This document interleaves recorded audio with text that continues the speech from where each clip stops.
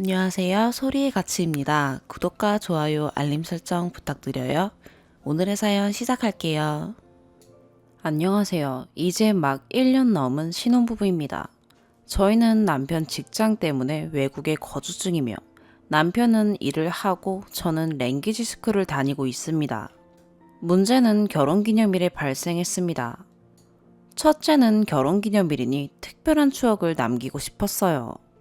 평소 연애할 때도 기념일을 잘 안 챙기는 스타일이라 제가 아무 말 안 하면 아무것도 안 하고 지나갈 것 같아 먼저 물었습니다. 우리 결혼기념일에 뭐 하지? 이렇게요.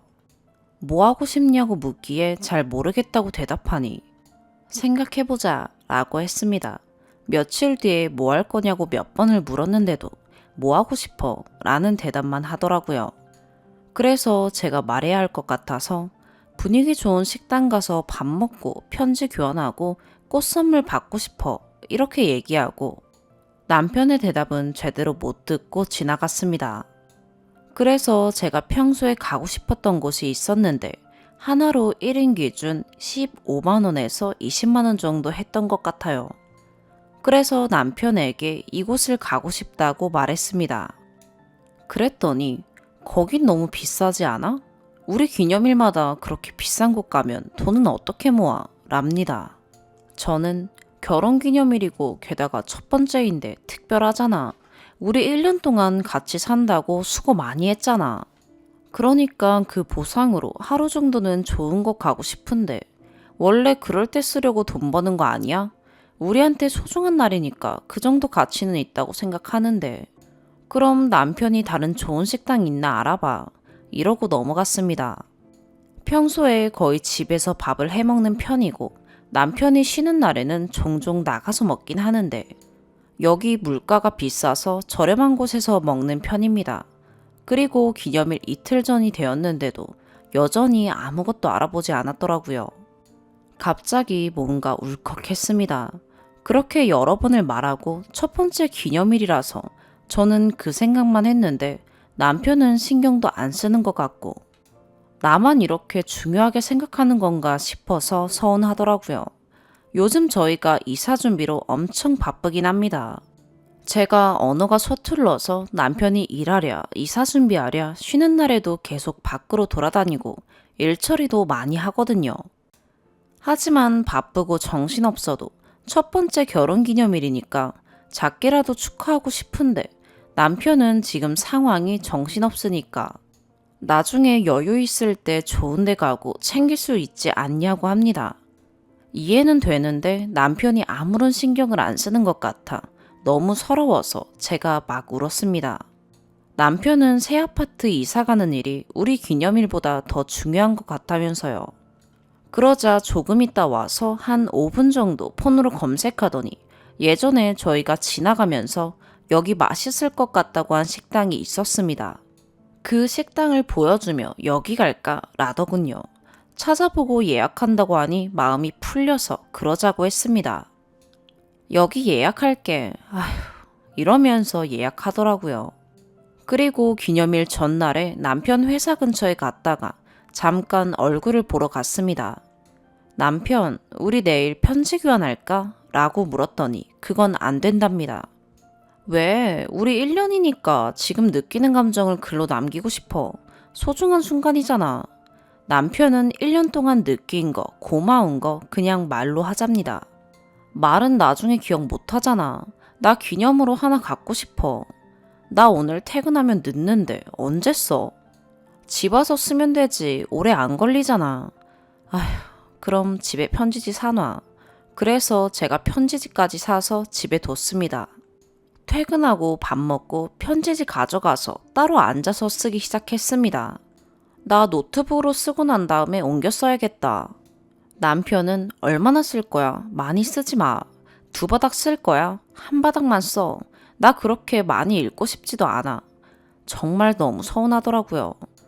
또 저만 이 날을 소중하게 여기는 기분이 들어서요. 뭐라고? 많이 읽고 싶지도 않다고? 어떻게 그런 말을 해? 나는 남편한테 할 말이 많아서 2바닥 쓰려는 건데 나중에 내가 많이 안 썼다고 뭐라 할까봐 나한테도 1바닥 쓰라는 거지. 5줄을 쓰든 한 바닥을 쓰든 내 마음 담았으면 소중한 건데 왜 그런 것까지 얘기해? 남편은 당황해하며 아니 그게 아니라 뭐 할 말이 그렇게 많아? 랍니다. 전 많다고 했고 남편 보고는 알아서 쓰라고 했습니다. 이러고 각자 편지를 쓰긴 했는데 기분이 별로 좋지 않았습니다. 그리고 결혼기념일 당일 낮에 이사 때문에 어디 들려야 해서 가고 있었습니다. 근데 제가 서로 작은 선물이라도 하면 좋겠다 싶어서 남편, 우리 결혼기념일인데 의미 있는 선물 교환할까? 라고 물었습니다. 남편은 안 된다며 선물을 사면 결혼기념일 의미가 더 흐려진다고 했습니다. 아니, 비싼 거 사지 말고 그냥 작은 거나 의미 있는 거, 그런 거 교환하면 쓸 때마다 생각나고 기념도 되고 나중에 다 모아서 보면 또 기분 좋잖아. 남편은 선물은 안 돼. 나는 싫어. 너는 왜 이렇게 욕심이 많아? 라고 하는 겁니다. 제가 뭘 그렇게 욕심을 부렸나 싶어 물었습니다. 너가 식당 가재서 식당도 예약도 했잖아. 그리고 편지 쓰라고 해서 편지도 쓰고 그럼 그 정도에서 만족해야지. 왜 자꾸 새로운 걸 만들어내? 랍니다. 첫 번째 결혼기념일인데 식당 가서 편지랑 선물 교환하는 게 그렇게 욕심 부리는 거야? 다른 사람들은 이런 거 당연하게 해. 그리고 기쁘게 하고 소중하게 준비해. 근데 오빠는 식당 예약부터 내가 서운해서 울 때까지 안 하고 내가 우니까 그제서야 겨우 마지못해 예약했잖아. 편지도 내가 편지지까지 사다 놓으니까 그제서야 겨우 쓰고 그것도 자기가 쓰기 싫으니까 나한테 2바닥 쓰지 말라고 했잖아. 내가 비싼 것도 아니고 그냥 간단한 거 교환하자는데 그게 그렇게 돈이 아까워? 남편은 돈이 아까운 게 아니라 나는 원래 이런 거 챙기는 거 싫어해. 그리고 선물 같은 거 주기 시작하면 선물 때문에 결혼기념일 의미가 다 없어지는 거야. 근데 너가 원하니까 식당이랑 편지랑 다 했잖아. 근데 너는 끝이 없어. 계속 나와. 내가 이거 들어주면 너는 또 다른 거 하자고 할 거야. 랍니다.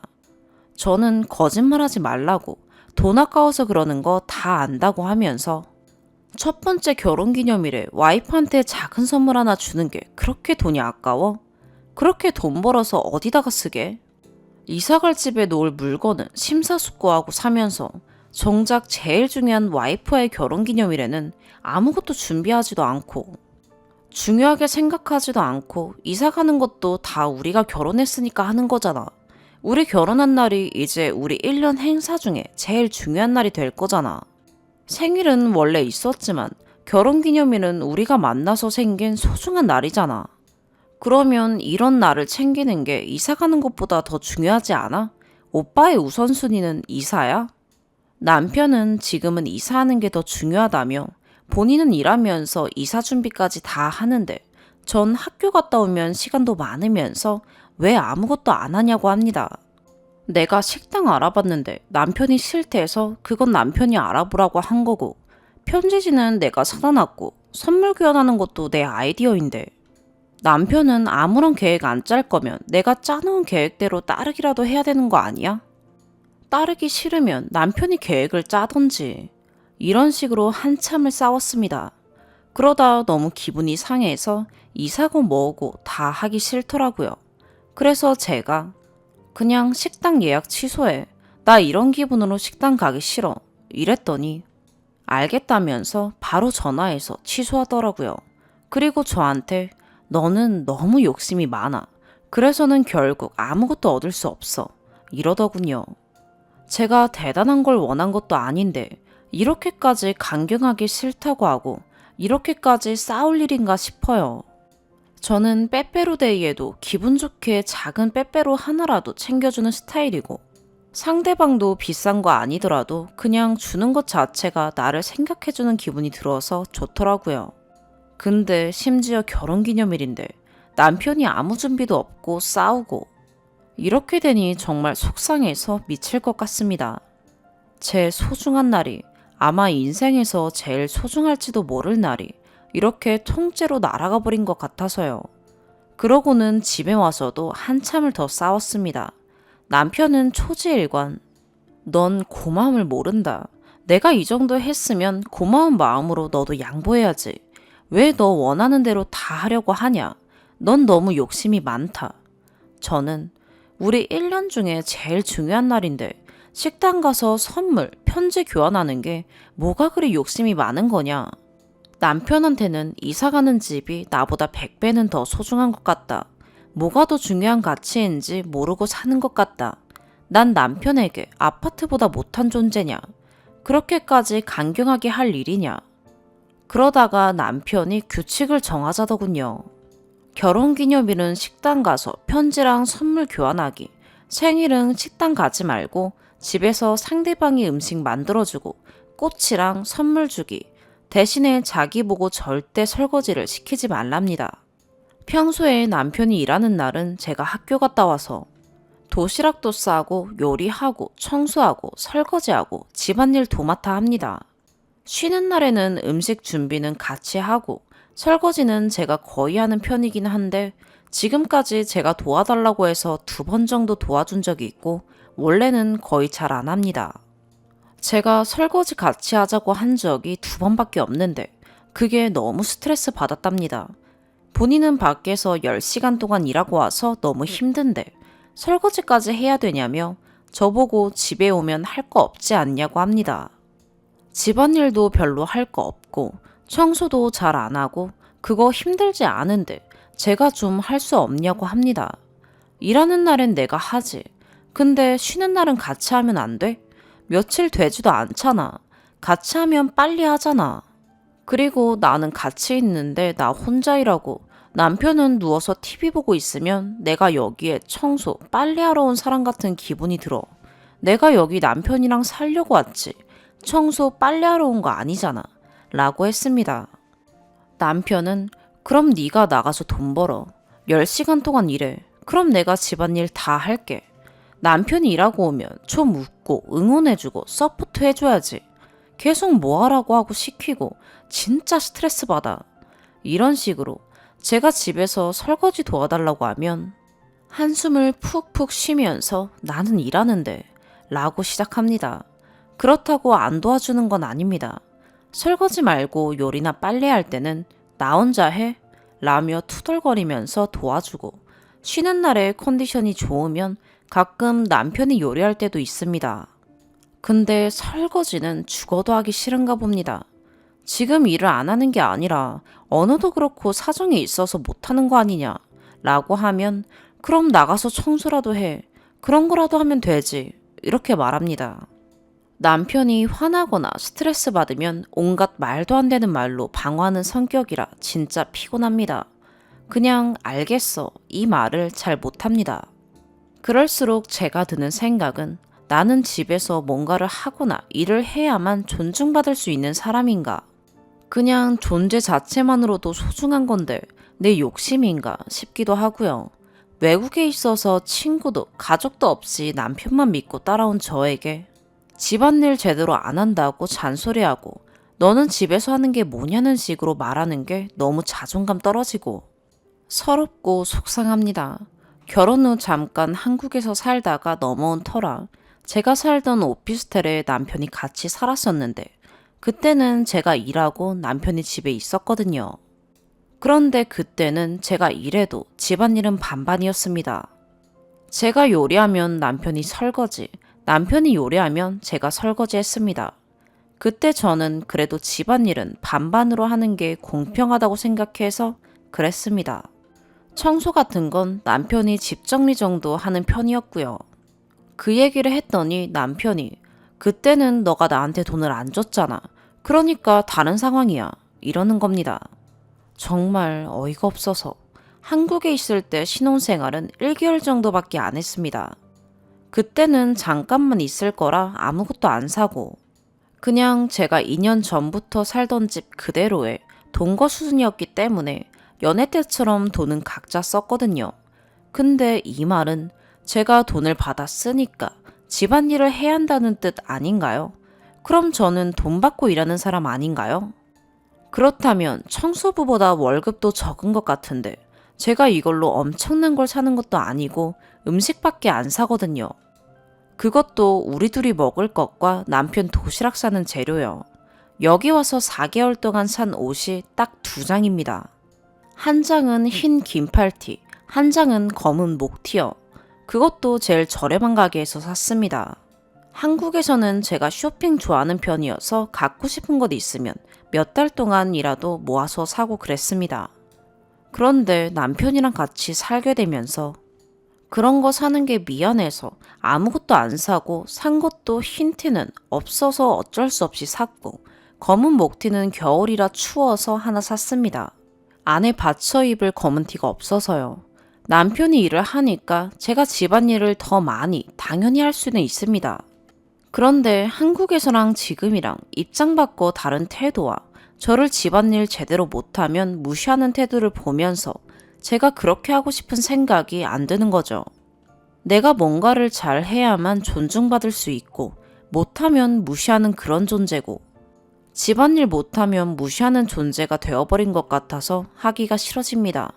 차라리 한국 가서 일을 하면 했지. 이런 대접 받으면서까지 이런 허드렛 일을 하고 싶지 않습니다. 그래도 여기 오자마자 제가 할 수 있는 일을 찾아 조금이라도 남편 부담 줄이려고 여기서 유명한 브랜드들 알아보고 블로그 만들고 홍보해서 구매 대행하면서 많이는 아니지만 조금씩 돈도 벌어 보태고 있습니다. 집안일도 할 수 있는 데까지 한다고 노력해도 인정도 못 받고 실수하고 잘못한 것만 지적받으니까 자존감만 떨어집니다. 좀 더 따뜻하게 말해주고 제가 외로울까 좀 더 걱정해주고 좀 더 챙겨주는 거 그거 하나면 우리를 위해서 가정의 일을 하는 거니까 하나도 안 힘듭니다. 근데 우리라는 느낌이 없으니까 내가 아무런 목적도 기쁨도 없는 이런 일을 뭘 위해 하나 싶어요. 제가 결혼 전에도 사랑받는 느낌, 인정받는 느낌이 제일 중요한 사람이라 그거 없으면 나는 당신과 헤어질 거라고 얘기했었습니다.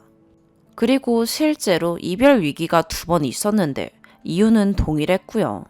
항상 헤어지자는 말을 꺼내기까지는 제가 엄청 애쓰고 울고 그러다 헤어지자고 하면 그때마다 남편이 찾아와서 울고 사과하고 그래서 안 헤어지고 지속됐었습니다.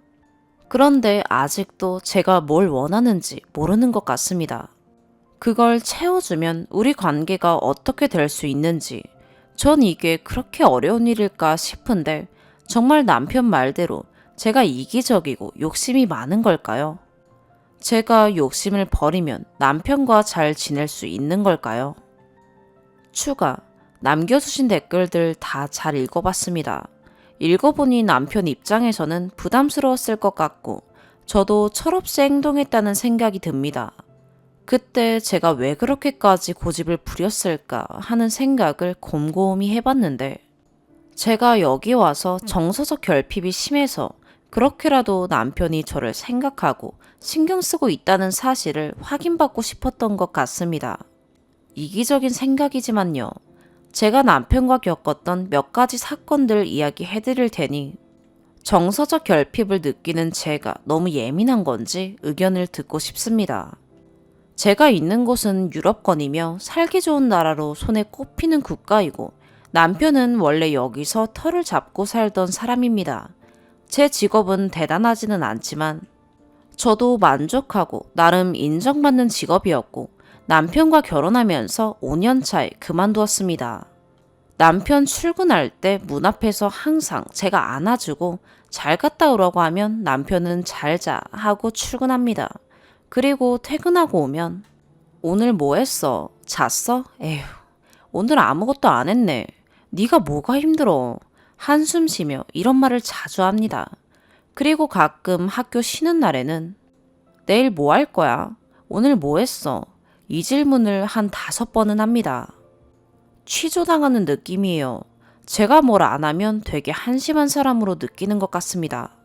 몇 년 동안 집에 있었던 것도 아닌데 신혼 시작 때부터 그랬습니다. 화분에 물을 안 주면 화분에 물 안 줬어? 고개를 들고 생각을 해. 집에서 아무것도 안 하면서 화분에 물 주는 거 하나라도 하지. 이런 식으로 말합니다. 전부 다 하고 하나 안 하면 하나라도 좀 해. 이런 식입니다. 저는 한국에서 제가 일하고 남편이 쉴 때 퇴근할 때 너무 즐거웠습니다. 집에서 남편이 기다리고 있으니까 그게 그냥 좋고, 가끔 남편이 밥 해놓고 기다리면 그게 고맙고, 남편에게 청소하라거나 빨래하라거나 시킨 적도 없고요. 남편이 가끔 청소나 빨래 한 번씩 해놓으면 그것도 그렇게 기분이 좋았습니다.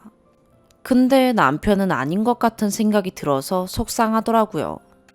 그리고 워낙에 스킨십 싫어하는 남자라 한국에서 제가 출근할 때 현관문에서 배웅해달라고 했었는데 아침에 자다 깨서 그거 하기 싫다고 해서 대판 싸우고 결국 제가 포기했었고요. 여기 와서도 스킨십 너무 안 하니까 제가 출근할 때 서로 뽀뽀하고 헤어지면 좋겠다고 그랬더니 그것도 저한테 양치하고 오면 한다고 이런 식으로 말해서 기분 나빠서 또 포기했었습니다. 지금도 밖에서 손잡거나 앉는 사람은 늘 저고 그것도 눈치 보면서 합니다.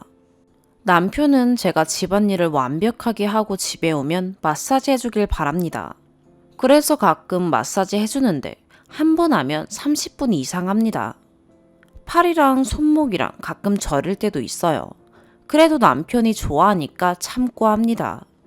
그러면 고맙다고 어깨 토닥토닥 해주고요. 저는 남편 퇴근 시간이 되면 조마조마합니다. 내가 뭐 빠뜨린 건 없을까? 안 한 건 없을까? 해서요. 남편이 퇴근하고 오면 집안일에 대해 행주는 여기에다 걸어라. 드라이기 쓸 때는 헤어오일 손에 묻히지 마라. 밥솥은 앞으로 빼서 써라. 설거지 깨끗하게 해라. 세수할 때 바닥에 물 흘리지 마라. 수건은 100도로 맞춰서 돌려라. 등등 잔소리를 엄청 합니다. 몇 달 동안 그런 잔소리를 들으니 정말 미칠 것 같더라고요. 애써도 남편에게 지적만 당하고 제가 식모가 된 것 같았습니다. 평소에 스킨십도 잘 안 하고 하루의 대화가 거의 저런 식이니 제가 여기서 어떻게 사랑을 느끼고 무엇을 위해 이렇게 하고 있는지 모르겠더라고요. 남편과 사이가 좋을 때는 남편을 위해 하는 모든 게 기쁘고 제가 음식을 해줄 수 있는 것, 남편에게 마사지를 해줄 수 있는 것, 기쁘게 해줄 수 있는 것 하나도 싫지 않고 오히려 기쁩니다. 그런데 사이가 틀어지면 대화도 스킨십도 없으니 밥하고 빨래하러 여기 왔나 이런 생각이 들어요. 남편은 이렇게 자주 이야기합니다. 여기는 살기 좋은 나라야. 너가 여기 온 것도 너의 선택이야. 여기 오고 싶어서 나랑 결혼하고 싶어 한 사람 많았어. 다들 한국에서 떠나고 싶다고. 저는 결혼 전에 별로 요리해 본 적이 없고 남편과 같이 살림 시작하면서 이것저것 시도하고 만들어 보는데 실패할 때도 있었습니다. 그때 이런 식으로 얘기했습니다. 이거 어디서 보고 만든 거야? 레시피 보고 만들었어? 인터넷에서 보고 만들었다니까 의심 가득한 눈초리로. 확실해? 너가 마음대로 만든 거 아니야? 레시피 따라 만들어. 그렇게 만들면 거의 다 맛있는데. 이거 맛없어. 너가 다 먹어. 라고 합니다. 왜 말을 그렇게 하냐니까. 너가 만들었으니까 너가 책임져야지. 그러게 왜 맛없는 음식을 만들어? 랍니다. 한 번은 출근 전에 샌드위치를 만들다가 빵이 다 안 익어서 아침을 못 먹고 가서 너무 신경이 쓰여서 샌드위치랑 과일 도시락을 싸서 남편 직장에 갖다 줬습니다. 고맙다고 하더니 먹을 시간이 없었다면서 집에 그걸 그대로 가지고 온 겁니다. 그래서 제가 냉장고에 넣어놨는데 다음날 그 샌드위치를 꺼내서 먹으려고 하니 그거 못 먹는다고 버리라고 하더라고요. 한 번은 저희 이사 때문에 갈 데가 있었는데 남편은 출근해서 저 혼자 다녀왔습니다.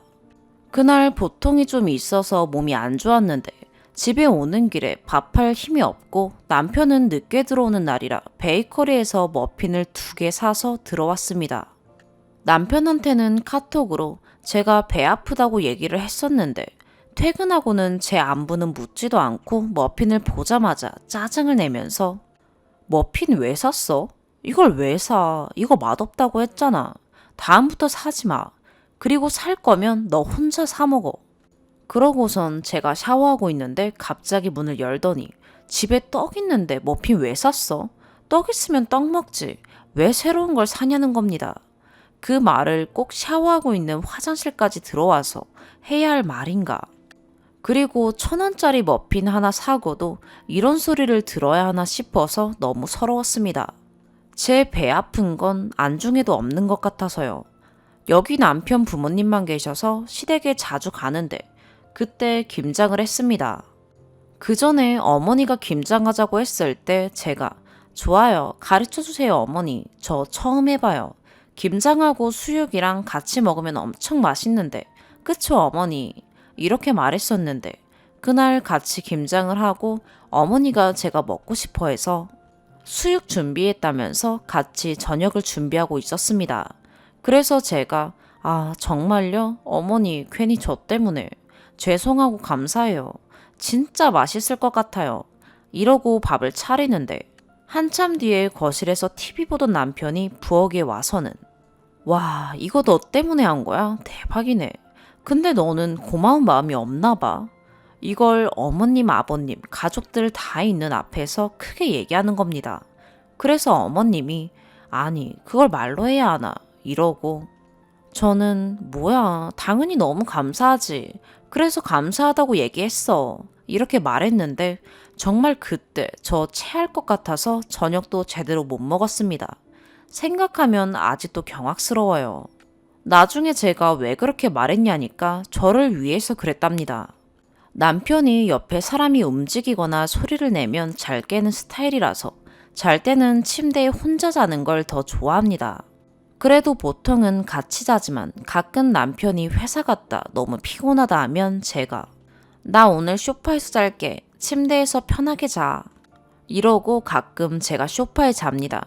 근데 고맙다는 말은 한 번도 못 들었습니다. 처음에는 조금 미안한지 괜찮아. 침대에서 자. 근데 너도 소파에 자는 게 더 편하지? 옆에 사람 없으니까. 이러면서 제가 소파에서 자면 둘 다 잠을 푹 자고 잘 잔대요. 요즘도 남편이 피곤하다고 하면 제가 소파에 잔다고 합니다.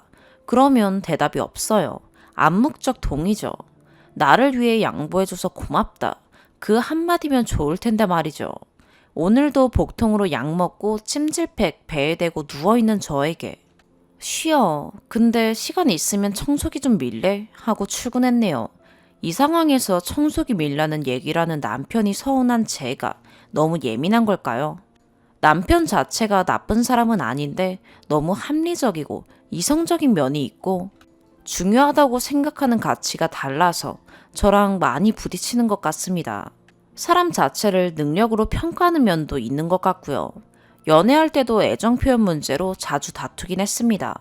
다툴 때는 엄청 강하지만 다툼이 끝나고 나면 고치려고 노력하는 모습이 보여서 계속 만났고요. 워낙 성실해요. 자기 일 욕심도 많고 해야 할 일이 있으면 완벽하게 하려고 하는 스타일이고 또 곧 잘합니다. 정말 제가 힘들 때는 묵묵히 옆에 있어주고요.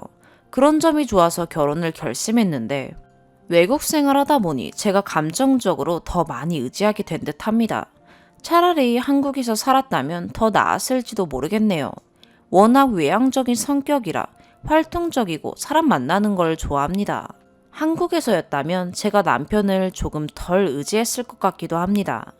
한국에서의 밝고 활발했던 저의 모습이 이제 거의 사라져가고 있는 것 같습니다. 참고로 여기는 영어가 통용되긴 하지만 모국어가 영어가 아니라서 랭귀지 스쿨 다니는 겁니다. 랭귀지 스쿨은 정부에서 주는 보조금으로 다니기 때문에 무료입니다. 저 영어는 할 줄 압니다.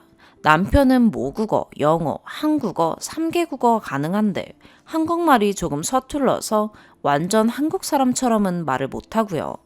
그래서 제가 한국처럼 자유로운 대화를 못하는 것도 이유 중 하나일 것 같아요. 저희가 지혜롭게 헤쳐나가기 위한 조언이나 의견 있으시면 감사히 받겠습니다. 쓰다 보니 또 길어졌는데 읽어주셔서 감사합니다. 두 번째 추가. 오늘 남편과 다투다 남편이 좀 떨어져 지내자고 저보고 시댁에 가 있으라는 말에 도저히 못 참겠다고 한국 간다고 캐리어에 짐 싸는데 말리지도 않고 너 지금 한국 가면 이혼하자는 말이야? 너가 원한다면 내가 못 가게 할 수는 없어 하고 집을 나서는데 지금 너가 선택한 거야 라길래 제가 너가 선택한 거야. 너가 원한 거겠지. 라고 말하고 나왔습니다.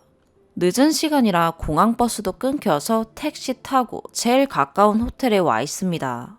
최근 결혼기념일에 다툰 이유로 그 일에 대한 진지한 대화도 한 번 안 나누고 계속해서 서로 감정 불편한 상태로 지낸 지 3주. 거의 매일 싸운 것 같습니다. 서로 감정이 불편하니까 툭 하면 짜증내고 말도 곱게 안 나가고 그랬습니다. 나온 지 3시간이 넘어가고 새벽인데 연락도 없네요. 이제 정말 끝인 걸까요? 부모님께 얘기도 못하고 지금 너무 카오스라 어떻게 해야 할지 판단이 안 서요. 어떻게 하는 게 후회 없는 판단이 될까요? 두 번째 사연입니다. 38살 남자입니다. 와이프는 34살이고 5년 정도 연애하다가 결혼했습니다. 결혼한 지 아직 1년도 안 됐고 당연히 아이는 아직 없습니다. 어렸을 때부터 집이 워낙 가난해서 정말 힘들게 컸습니다. 보증 때문인 걸로 알고 있습니다. 그래도 아버지 어머니가 워낙 성실하셔서 집안 살림은 아주 조금씩 나아졌습니다. 저도 고등학교 졸업하자마자 군대 갔다 오고 바로 일을 시작했습니다. 아버지, 어머니, 저 이렇게 세 식구가 정말 힘을 합쳐서 일한 덕분에 식당 하나 차릴 수 있었고 죽어라 일한 덕분에 장사가 잘 돼서 같은 돈에 지점 몇 군데도 낼 수 있게 됐습니다. 이 시기에 지금 와이프를 만나서 알콩달콩 사랑도 키울 수 있었습니다. 하지만 호사다마라고 이제 좀 먹고 살만해지니까 아버지께서 많이 편찮아지셨습니다. 가남이셨습니다. 건강 돌볼 시간도 없이 고생만 하셨기 때문이죠. 아버지는 곧 쓰러지셨고 어머니는 병간호에 매달리셨습니다. 어쩔 수 없이 생각보다 훨씬 빨리 가게들을 물려받았습니다. 이때 여러 가지로 고민이 많았습니다. 태어나서 지금까지 함께 가족으로서 힘을 합쳐서 수많은 어려움을 극복해야 하기 때문에 아버지와 어머니에 대한 마음이 정말 애틋했습니다. 이대로 아버지가 돌아가시면 홀로 남은 어머니는 어떻게 하나 그게 걱정이었습니다. 마음 같아서는 정말 평생 곁에서 모시고 살고 싶었습니다.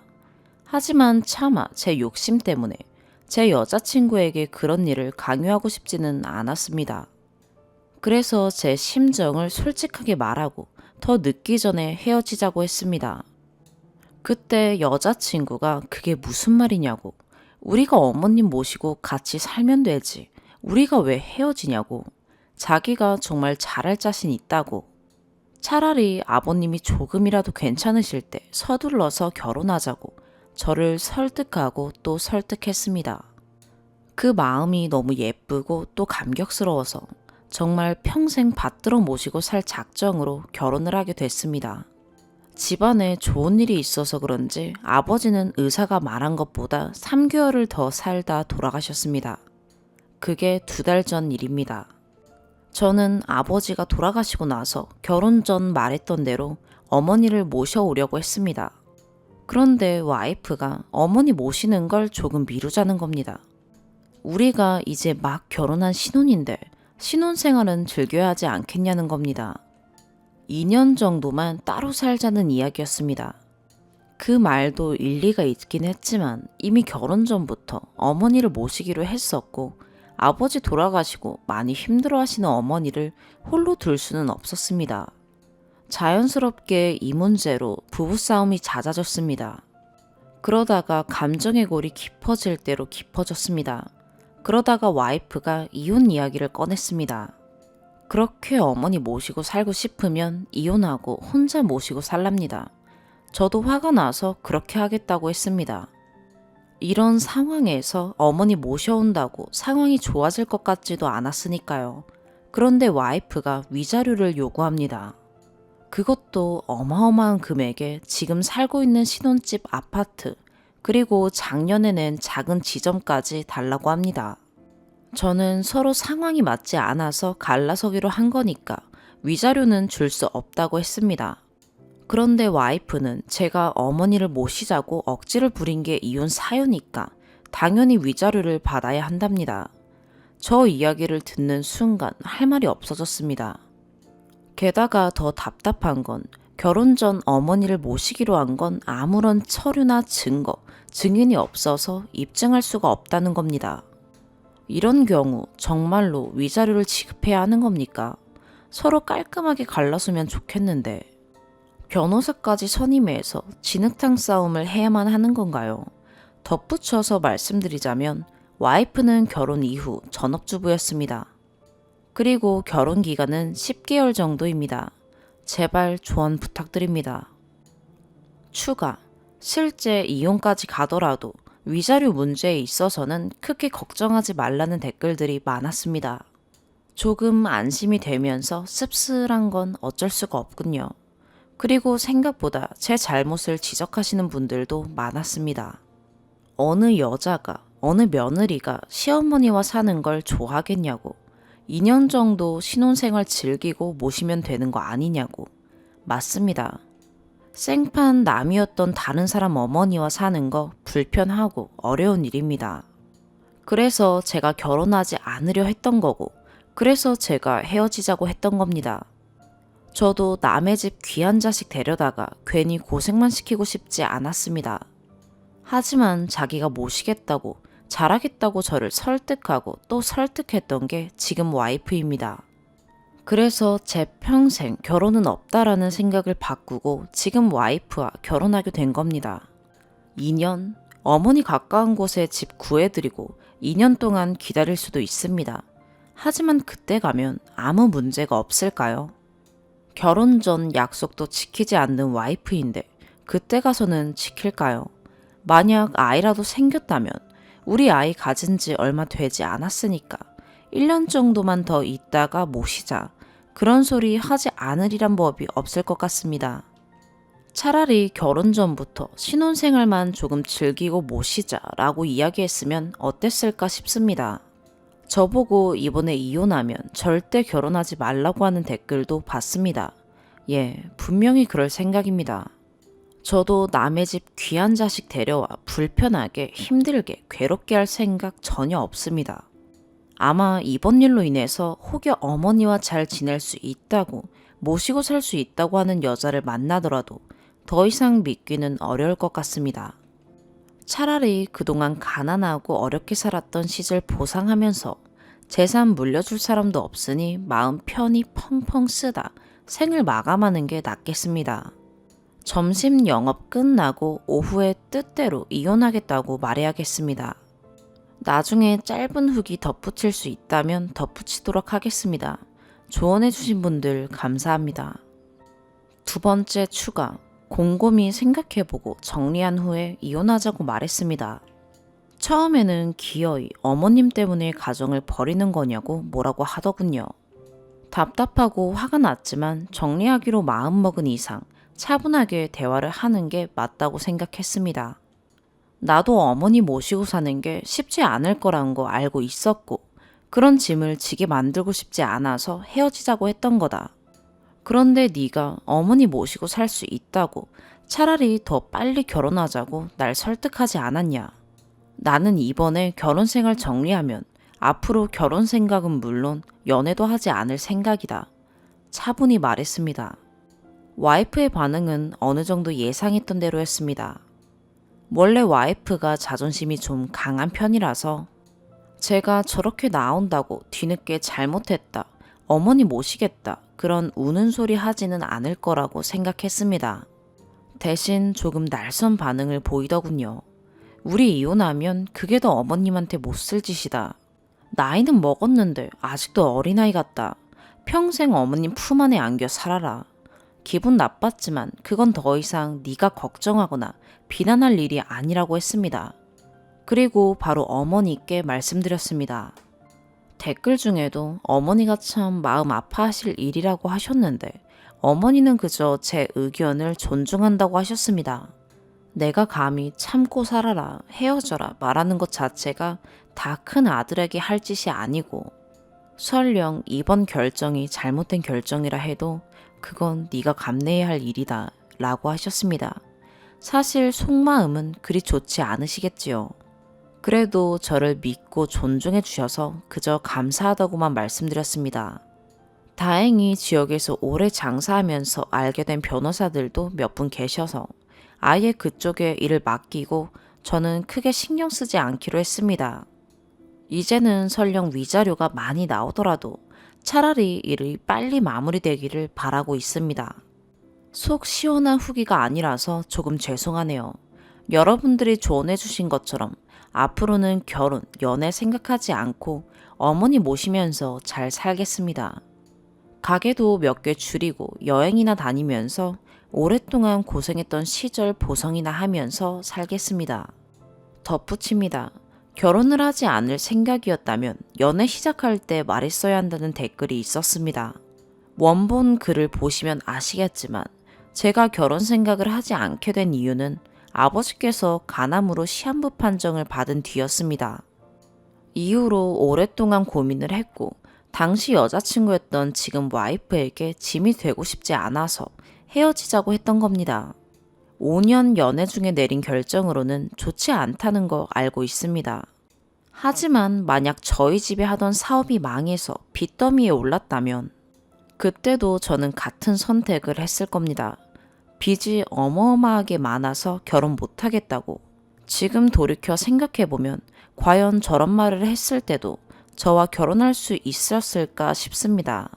그리고 저희 어머니가 시집살이를 시킨 거 아니냐라는 댓글도 있었는데 애초에 10달이란 시간이 무슨 일이 있기에는 너무 짧은 시간이었고 결혼 전부터 결혼 이후 오늘까지도 저희 어머니가 와이프한테 따로 연락하거나 전화를 한 적도 없습니다. 그리고 제가 어머니를 애틋하게 생각한다고 어머니가 와이프를 함부로 대해도 된다는 뜻은 아니었습니다. 10달 동안 본가에 가더라도 와이프가 음식을 하거나 설거지를 한 적은 단 한 번도 없습니다.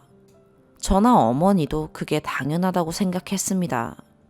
그리고 애초에 집에서 식사할 일이 있으면 외식을 주로 했습니다. 이런 부분은 와이프 또한 인정하는 부분입니다. 그리고 와이프가 이렇게 빨리 아버지 돌아가시고 어머니 모시게 될 줄 몰랐다는 댓글들도 많았는데 원본 글에도 썼었지만 아버지는 오히려 의사 선고보다 3개월 정도 더 사시다가 돌아가셨습니다. 와이프도 저희 아버지께서 조금 더 살다 가신 걸 인지하고 있습니다. 아무튼 조언해주신 모든 분들께 고개 숙여 감사의 인사를 드립니다. 세 번째 추가. 이후에 달린 댓글들이 마음을 답답하게 해서 한 번 더 추가합니다.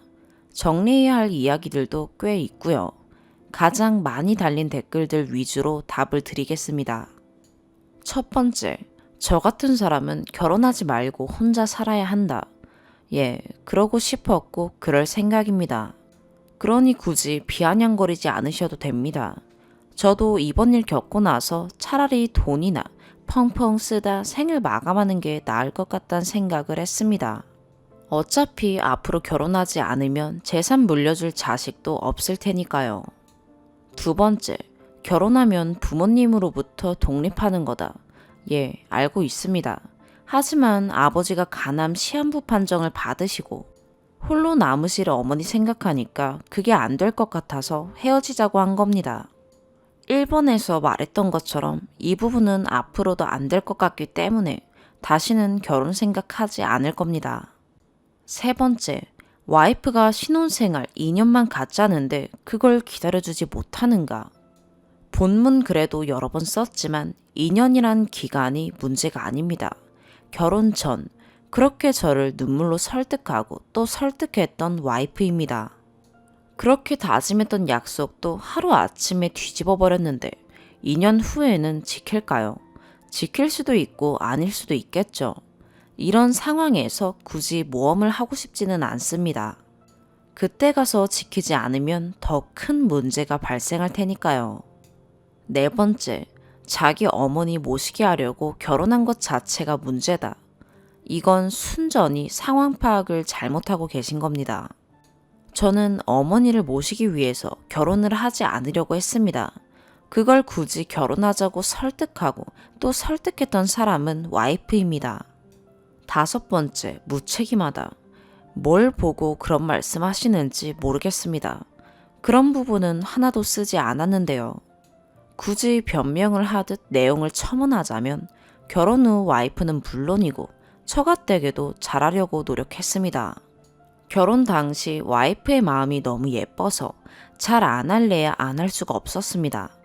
어머니 모시고 살아야 하는 와이프에 대한 미안한 마음 때문이란 건 부정하지 않겠습니다. 실제로 중소기업 다니는 처남에게 가게도 하나 내주자는 이야기까지 하던 중이었습니다. 위자료 부분에서 가게를 달라는 건 아마도 이 이야기 때문이리라 생각합니다. 하지만 제 상황에서 굳이 이야기할 내용은 아닌 것 같아서 전부 빼놓았더니 제가 마치 어머니를 모시려고 남의 집 귀한 자식 데려와 고생시킨 것 같이 써놓으신 분들이 많더군요. 상주 도우미와 출퇴근 도우미 분들 써가며 집안일 시킨 적 한 번도 없습니다. 6번째, 어머니도 어른은 아니다. 자식이 본인 때문에 이혼을 하겠다는데도 말리기는커녕 존중한다고 하는 어머니도 어른은 아니다. 이 부분은 충분히 그렇게 생각하실 수 있습니다. 그래서 굳이 이런 이야기를 하신 분들을 설득할 생각도 없습니다. 다만 저 같은 경우는 고등학교 졸업 이후 바로 군대에 갔고 제대하자마자 일을 시작했기 때문에 돌아가신 아버지도 어머니도 저를 동등한 어른으로서 대우를 해주시고 존중해 주셨습니다. 위법적이고 몰상식한 일이 아닌 이상은 충고나 조언 같은 것도 함부로 하시지 않았습니다. 이번 일도 그런 면에서 판단하셨으리라 생각합니다. 7번째, 왜 굳이 어머니를 모시려 하는가? 제가 모시고 싶었으니까요. 개인적인 성장 환경, 현재 어머니의 상황을 충분히 고려한 판단입니다. 애초 결혼 전 제일 중요한 그리고 유일한 약속이었고요. 8번째, 이런 일은 미리 연애를 시작하자마자 말했어야 한다. 연애 초반에는 결혼을 해야겠다, 말아야겠다 이런 수준까지 생각할 정도가 아니었고 이후에는 결혼을 한다면 여자친구랑 해야겠다는 생각이 들었습니다. 하지만 연애 5년이 될 때쯤 아버지가 시한부 판정을 받으시면서 결혼을 못하겠다는 판단이 섰고 그때 바로 결혼을 못할 것 같다. 너는 더 늦기 전에 지금이라도 좋은 사람 만나서 결혼해라 라고 헤어지자고 했던 겁니다. 5년 동안 사귀고 너무 무책임한 것 아니냐는 의견도 있었습니다. 충분히 그런 생각 가질 수 있다고 생각합니다. 하지만 만약 5년 동안 사귄 상황에서 제가 몹쓸 병에 걸렸다거나 집이 쫄딱 망해 어마어마한 빚을 졌다거나 교통사고로 팔다리가 잘려져 나갔다면 그때도 5년 동안 사귄 상태니까 그냥 결혼할 수 있었을까요? 아니요, 분명히 고민했을 겁니다. 그런 상황에서 결혼을 한다는 건 분명 와이프가 될 사람에게 어떤 짐을 짊어지게 만드는 거니까요. 마찬가지였습니다. 제 상황이 바뀌었고 그 상황을 무시하고 그냥 결혼을 한다면 와이프한테 큰 짐을 짊어지게 만들겠구나 싶었습니다. 그래서 헤어지자고 했습니다. 하지만 와이프는 본인이 그 짐을 짊어질 수 있다고, 아니 그 짐 자체를 짐이라고 생각하지 않았습니다. 9번째, 주작이다. 제가 이렇게 긴 추가글을 다시 남긴 이유 중에 하나입니다. 저도 차라리 주작이었으면 좋겠네요. 후기가 너무 빨라서 주작이다 라는 댓글도 있었습니다. 왜 너무 빨라서 주작이라는지 모르겠습니다. 벌써 이혼을 한 것도 아니고 이혼하겠다고 말한 뒤에 변호사 선임한 정도인데 뭐가 빠르다는 건지 모르겠습니다. 그리고 뭘 이렇게 주절주절 말이 많냐는 댓글도 있었습니다. 답답하군요. 가만히 있으면 왜곡해서 판단하고 비아냥거리시면서 그게 아니다라고 자세히 추가글을 남기면 또 말이 많다고 비아냥거리시니 어느 장단에 맞춰야 할지 모르겠군요. 그리고 이번 일을 겪으면서 생각보다 이혼하는 게 어렵지 않다는 사실에 놀랐습니다. 물론 벌써 법적 절차에 들어간 건 아닙니다. 다만 변호사한테 맡기면 아무 신경 쓸 일이 없더군요. 결혼할 때 정신없이 이것저것 신경 썼던 거에 비하면 이혼은 정말 쉽습니다. 10번째, 마지막으로 드리고 싶은 말씀. 사실 이런 추가글을 덧붙이게 된 가장 큰 이유는 제 생각을 정리하기 위함이었습니다. 그냥 막연하게 머릿속으로 생각만 했던 것들을 글로 정리하니까 확실히 마음 다잡기가 좋군요. 마지막으로 다시 한번 말씀드리겠습니다. 다시는 결혼하지 않겠습니다. 다들 그 부분으로 너무 비아냥거리셔서 다짐하듯 쓰는 말입니다. 너무 걱정하지 마세요. 저는 이 약속 꼭 지키겠습니다. 세 번째 사연입니다. 남편은 연하예요. 사귀기 전 몇 번 거절했는데 세 번의 구애 끝에 사귀게 되었어요. 사귀면서 서로 많이 좋아했지만 성격이 너무 달라서 트러블이 많았어요. 그때마다 우린 안 맞는다고 헤어지는 게 좋을 것 같다고 깊이 생각해서 얘기했고 남편은 안 된다며 울며 매달렸어요. 그래서 결국 결혼을 하게 되었고 3개월 만에 임신을 했어요. 처음에는 싸워도 서로 많이 좋아했어요. 그런데 같이 살면서 알아갈수록 남편에게 실망하는 일들이 많아지기 시작했어요. 일단 저는 결혼 전에 일을 그만둬서 집에만 있었는데 제 집안일 하는 것에 불만을 갖더라고요. 참고로 처음에 남편은 제가 돈 버는 거 싫어했어요. 저는 남편의 괴팍한 성격이 힘들었어요. 연애 땐 몰랐는데 같이 살아보니 분노 조절을 못하고 성격이 불같더군요. 모바일 레전드 게임을 많이 했는데 저보고 깔아서 같이 하자더군요. 그래서 깔아서 같이 하는데 못한다고 화내고 신경질 부리고 핸드폰 던지고 보통 자기 와이프가 게임 못하면 귀엽게 봐주지 않나요? 암 걸릴 것 같아서 지워버렸죠. 하루는 자기 혼자 게임하고 있는데 저는 컴퓨터로 들어야 할 인터넷 강의가 있어서 강의를 켰어요. 그 순간 렉이 걸려서 게임하다가 죽었는데 컴퓨터 왜 켰냐고 난리를 치면서 옆에 있는 벽을 주먹으로 가격해서 벽이 움푹 패였어요. 부서진 거죠. 또 운전하면서 1차선 정속 주행하는 사람들이나 자기가 보기에 거슬리는 차가 있으면 욕하면서 쫓아가서 난리를 칩니다. 창문 내리고 그 차한테 손짓하면서 서라고요. 그때마다 쪽팔려서 미치겠습니다. 그리고 저희 부부 사소한 걸로 싸우면 남편이 물건을 던집니다. 특히 자기 핸드폰을 던져서 액정 깨져서 수리한 게 몇 번째인지 모릅니다. 근데 잘할 땐 또 엄청 잘합니다. 근데 사소한 걸로 화를 엄청 잘 내고요. 임신 기간에도 서러웠던 적이 한두 번이 아닙니다. 입덧이 심해서 먹고 자주 토했는데 한 번은 수박을 먹다 올라와서 거실 화장실 변기를 잡고 토했어요. 남편은 거실 화장실, 저는 안방 화장실을 주로 써요. 근데 바닥 부분을 토하고 미처 깨끗이 못 닦았어요. 저도 힘들 때라 토하면 침대 가서 누워있고 기진맥진한 상태였지요.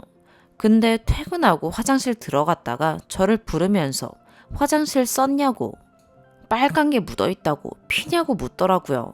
그래서 피 아니고 수박 먹고 토한 건데 깨끗이 안 닦였네. 몰랐어 라고 했더니 신경질을 내더군요. 네 화장실에서 토하지 왜 남의 화장실에서 토하고 닦지도 않냐 이러면서요. 입덧 때문에 힘든 아내한테 저렇게 말하는 게 정상인가요? 이것들 말고도 임신 기간에 싸운 일이 엄청 많아요. 백화점에서 도넛 사다가 싸워서 많은 사람들 앞에서 도넛 집어던진 적도 있고요. 만삭 때 이혼하자고 먼저 소리 지르면서 난리쳐서 그러자고 했더니 친정 앞에서 차에서 내리라고 소리 지르면서 옷 잡아 당기면서 끌어내리려고 하다가 옷 찢어진 적도 있고요. 집에서 물건 집어던지거나 탁자 쾅 내리치면서 언성 높여서 엄청 울고 태동이 없어서 다음날 병원 가기도 했고요. 출산할 때 친정에 있다가 새벽에 진통 와서 엄마 아빠가 함께 병원 가줘서 기다려주다가 남편한테 연락했어요. 저희 집이 1시간 30분 걸리는 지방이라 올라오기까지 시간이 걸리죠. 진통이 길었어서 제가 배려해준다고 남편한테 간호사가 입원하고 남편 부르라고 했어. 근데 당장 나을 것 같진 않으니 좀 자다가 와 했더니 바로 온다면서 한 2시간 30분 후에 도착했어요. 제가 그때 12시 30분쯤 나왔는데 남편이 7시 30분 5시간 전에 도착했죠. 남편은 그날 집에서 놀면서 밤 새고 있었어요. 잠을 못 잔 상태로 병원에 도착하니 피곤하죠. 저 진통하는 거 보는데 마음 아파하긴커녕 기분 나쁜 농담을 하더라고요. 쌩얼 장난 아니게 못생겼다는 둥. 그리고 9시에 가족 분만실로 옮겨 진통하는데 2칸짜리 소파가 있는 거 보고 남편은 여기서 쪼그려 있냐면서 투덜대더라고요.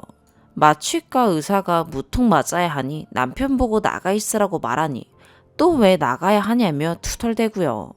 그 이후에 남편은 의자에 불편하게 누워 자는데 진행 상황 보려고 간호사가 수시로 왔다 갔다 하는 게 짜증나는지 엄청 투덜대더라고요.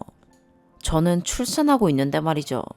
그러다 태아 심박수가 떨어져서 간호사가 산소호흡기 가지고 급히 들어와서 숨을 잘 쉬어야 태아한테 산소가 공급된다고 말해서 열심히 노력하고 있었어요. 그 와중에 엄마한테 카톡으로 상황을 전하며 기도해달라고 했더니 엄마가 남편한테 아기 괜찮냐고 전화한 거예요. 괜찮다고 끊고는 그런 걸 장모님한테 말씀드리면 어떡하냐고 온갖 신경질을 다 내서 출산하면서 울었네요. 우니까 또 미안한지 사과하고 화해하고 애 낳았는데 출산 때 그 서름은 안 잊혀지더라고요. 그리고 출산 후에도 끊임없이 싸웠어요. 3개월 동안 친정에서 조리하고 집에 내려왔죠. 아기가 밤낮이 바뀌어서 밤에 잠을 안 자는데 남편 배려해준다고 저는 처음부터 다른 방에서 자게 해줬어요. 우유병 씻어준 적도 손에 꼽고요. 똥 치워준 것도 몇 번 안 되고요. 목욕도 항상 제가 시키고 다 제가 하는데 저도 할 말은 없는 게 남편 저녁밥을 못 차려주거든요. 그래서 시켜 먹거나 인스턴트로 때우는데 한 번은 남편 퇴근하고 같이 저녁 먹고 치우고 나서 자기 힘드니까 건드리지 말래요. 그래서 설거지만 해주면 안 건드리겠다고 하니까 알겠다고 하겠대요. 그때 시간이 7시였어요. 그래서 알겠다고 하고 저는 애기 놀아주고 있었죠. 근데 밤 11시 40분이 되어도 안 하는 거예요. 그래서 작은 방으로 가서 빨리 설거지 하랬더니 내일 한다면서 또 짜증을 내더라고요. 괴롭히지 말라고 그러다가 싸웠죠.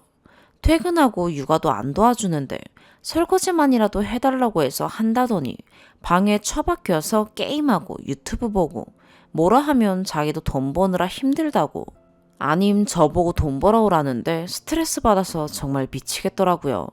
왕창 싸우고 나서 그래도 변한 모습을 보여주더라고요. 아기도 조금씩 봐주고 설거지도 하고 그러더니 3일째 되면 또 예전으로 돌아갑니다. 작심 3일이죠. 처음에 비해서 그래도 많이 나아지긴 했는데 매번 이렇게 사소한 일들로 애기 앞에서 죽일 듯 싸우고 반복하는데 같이 살아야 합니까? 한 번은 금요일에서 토요일로 넘어가는 새벽에 밤새 애기 보고 너무 피곤해서 아침 7시에 남편 있는 방으로 가서 여보가 이제 애기 좀 봐줘. 나 너무 힘들어. 하고 남편을 깨웠더니 왜 깨우냐고 짜증을 내더라고요.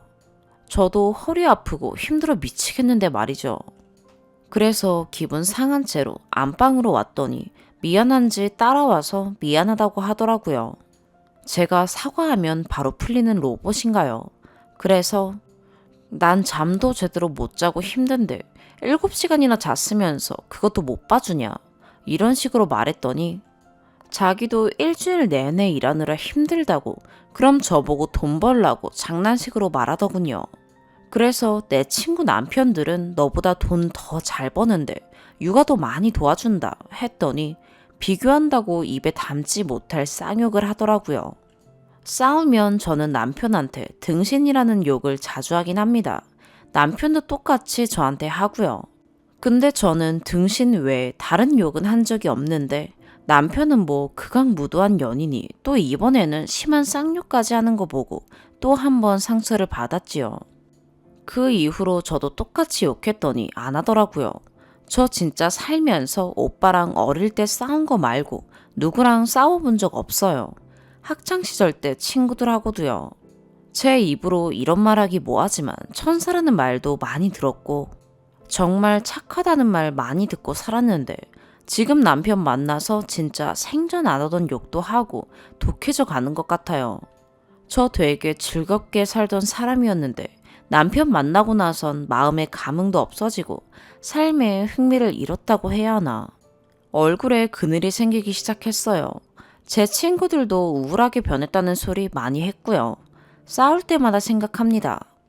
제가 무슨 그렇게 큰 잘못을 했길래 이런 취급을 당하는 건지 조언이나 의견을 듣고 싶네요.